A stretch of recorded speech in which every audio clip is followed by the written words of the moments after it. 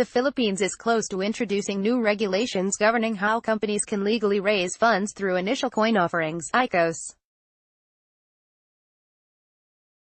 To that end, the country's Securities and Exchange Commission (SEC) published draft rules governing ICOs on Thursday, and is now seeking public feedback before they can go into effect.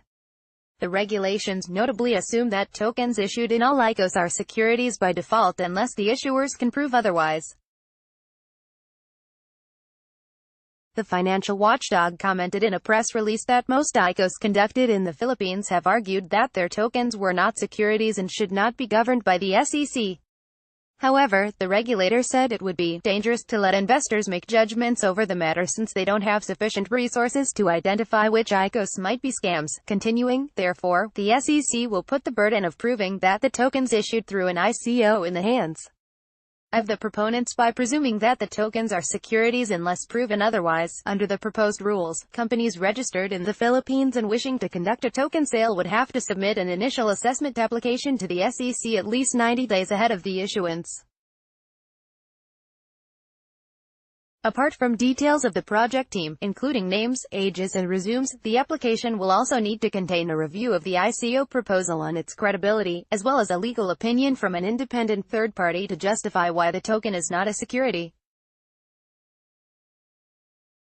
After that, the SEC will issue a written report stating its decision on whether the proposed ICO is effectively a securities issuance or not.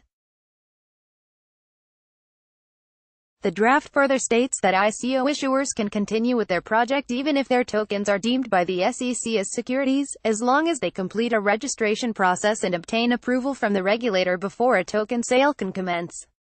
If an ICO is only to be issued to a maximum of 20 people, or will be limited to institutional investors such as banks, insurance and investment firms, it could be exempted from the registration requirement.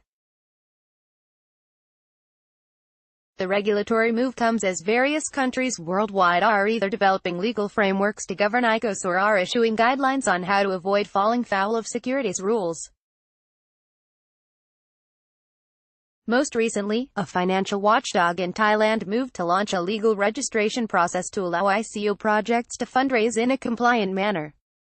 Philippines Coins image via Shutterstock. The leader in blockchain news, CoinDesk is a media outlet that strives for the highest journalistic standards and abides by a strict set of editorial policies.